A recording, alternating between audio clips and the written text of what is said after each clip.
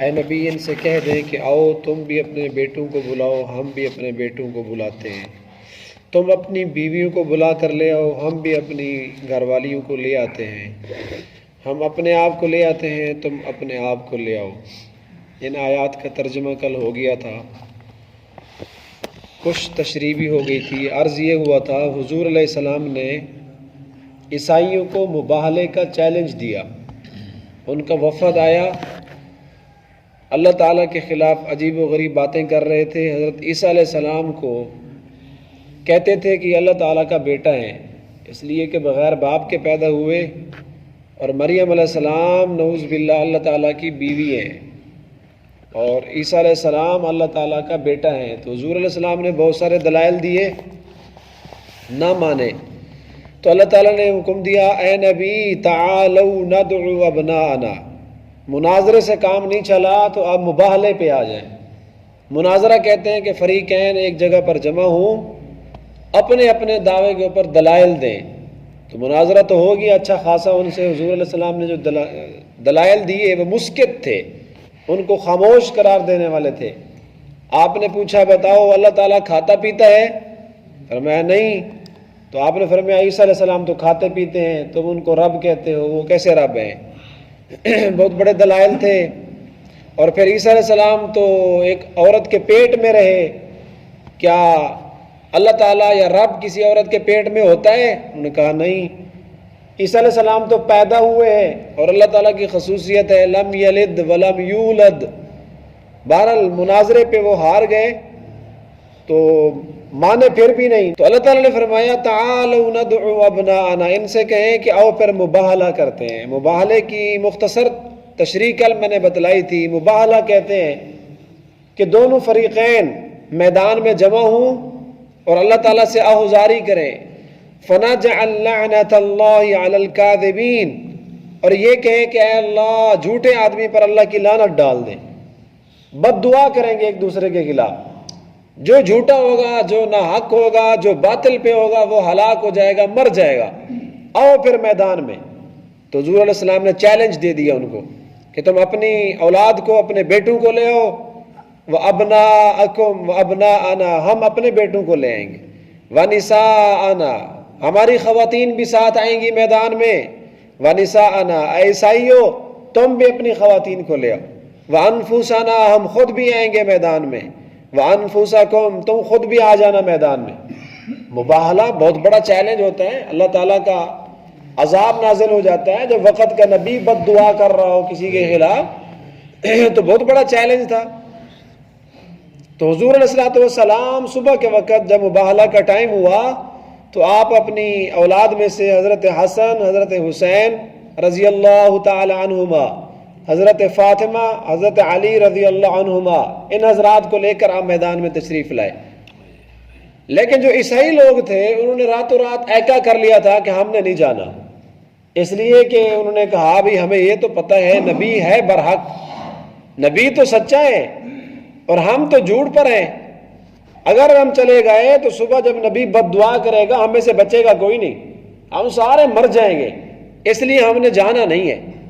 راتوں رات انہوں نے اپنا بیٹھ کر ایک پلان تیار کر لیا اور یہ کہا کہ قوم کو نہیں بتانا، قوم کو یہ بات نہیں بتانی کہ نبی برحق ہے، ہم نے نہیں جانا، بس ان کے سامنے ایسے ہم ٹال دیں گے، جانا ہم نے نہیں ہے، اس لیے کہ اگر ہم چلے گئے اس نبی محمد صلی اللہ علیہ وسلم کے ساتھ اگر ہم مباہلہ کرتے ہیں تو بچیں گے نہیں، اللہ کا عذاب آئے گا، سارے ہلاک ہو جائیں گے۔ تو خیر رات انہوں نے پلاننگ بنا لی کہ ہم نے نہیں جانا۔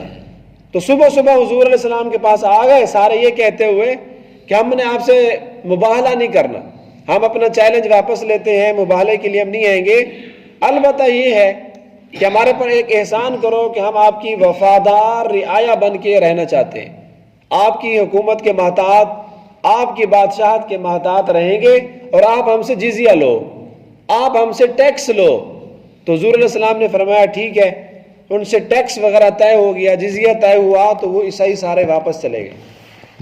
جب کوئی غیر مسلم آدمی پاکستان میں، ہمارے ملک میں، کسی بھی اسلامی ملک میں رہتا ہے، اگر وہ مسلم فوج کے اندر بھرتی نہیں ہوتا، علیحدہ سے رہنا چاہتے ہیں، تو پھر ان کو حکومت یہ کہتی ہے ٹیکس دو، حضور علیہ الصلوۃ والسلام کے زمانہ میں، خلفائے راشدین کے زمانہ میں بھی ٹیکس تھا. وہ امیر المومنین وقت کے حالات کے مطابق طے کرتے ہیں. یہ چیزیں طے ہو گئیں اور اس ٹیکس کے اوپر ان سے معاہدہ ہو گیا کہ وہ ہمارے ملک میں رہیں گے، اسلامی ریاست کے اندر رہیں گے، لیکن ٹیکس دیتے ہوئے رہیں گے. تو جب وہ چلے گئے تو حضور علیہ السلام نے حضرات صحابہ کرام کو بتلایا، فرمایا کہ یہ صحیح بچ گئے، شکر ہے انہوں نے ہمارے ساتھ مباہلہ نہیں کیا، ورنہ ان میں سے ایک فرد بھی نہ بچتا. اگر یہ مباہلہ کے لیے میدان میں اتر آتے، اللہ کا عذاب آسمان سے نازل ہوتا، سارے کے سارے عیسائی جو آ رہے تھے غرق ہو جاتے، تباہ و برباد ہو جاتے. فَنَجْعَلْ لَعْنَةَ اللَّهِ عَلَى الْكَاذِبِينَ. اور اس میں جو حضور علیہ السلام کا دعویٰ تھا وہ تو مسلمانوں کا سب سے پہلا عقیدہ تھا، جس کے اوپر ایک ادنا سے مسلمان امتی کا بھی 100% یقین ہوتا ہے.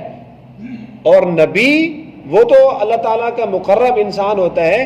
مبالغہ اس بات پہ تھا نا کہ اللہ تعالیٰ وحدہ لا شریک ہے، اس کے علاوہ اور کوئی معبود نہیں، اللہ تعالیٰ کی کوئی اولاد نہیں، اللہ تعالیٰ کا خود بھی کسی سے پیدا نہیں ہوا اور اس سے بھی کوئی پیدا نہیں ہوا.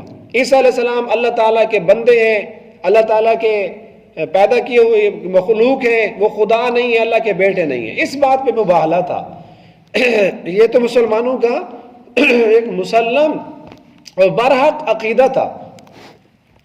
ان هذا لهو القصص الحق. آپ نے فرمایا او میدان میں فنجعل لعنت اللہ، ہم اللہ کی لعنت کریں گے علی الکاذبین، جھوٹوں پر. ان هذا لهو القصص الحق، بے شک یہ بات جس پہ مباہلہ ہو رہا تھا، اللہ کی وحدانیت، اللہ کی قدرت، لم یلد ولم یولد پہ، هو القصص الحق. اللہ پاک نے فرمایا یہ تو ایک واضح بیان تھا، اس میں کون سی چھپی ہوئی بات تھی. وما من الہ الا اللہ، نہیں ہے کوئی معبود سوائے اللہ کے. نہ عیسیٰ علیہ السلام معبود ہے، نہ کوئی اللہ کا ولی، نہ کوئی عالم، نہ کوئی مفتی، نہ کوئی بہت بڑا پیر، کوئی بھی معبود نہیں ہے الا اللہ، مگر اللہ. عبادت کے لائق، سجدے کے لائق، مدد مانگنے کے لائق الا اللہ، بس اللہ ہی ہے اور کوئی بھی نہیں ہے. وَإِنَّ اللَّهَ لَهُوَ الْعَزِيزُ الْحَكِيمُ، اور بے شک اللہ ہی کی ذات سب چیزوں پہ غالب ہے. العزیز، وہ مغلوب کبھی نہ ہوا ہے نہ ہوگا. الحکیم، اور اللہ تعالیٰ کے ہر کام کے اندر حکمت ہوتی ہے. فَإِن تَوَلَّوْا، بس اے نبی دیکھیں اگر یہ منہ موڑتے ہیں، یہ اعراض کرتے ہیں، مباہلے کے لیے نہیں آتے، تو سمجھ لینا کہ یہ لوگ فسادی ہے. فَإِنَّ اللَّهَ عَلِيمٌ بِالْمُفْسِدِينَ، بے شک اللہ تعالیٰ پھر فساد کرنے والوں کو جانتا ہے. ان کا انجام کیا ہوگا؟ ذلیل و خوار ہو کر، آپ کی رعایا بن کے، ٹیکس دیتے ہوئے، جزیہ دیتے ہوئے پھر آپ کے پاس رہیں گے. اللہ تعالیٰ کو فسادی لوگوں کا علم ہے. مزید ان عیسائیوں کو حضور علیہ السلام نے جو دعوت اسلام دی ہمارے پاس، آ جاؤ کلمہ قبول کر لو، تو آپ کی ایک عام بین الاقوامی جو دعوت ہے سب کافروں کے لیے، اس کا انشاءاللہ کل سے ذکر ہو.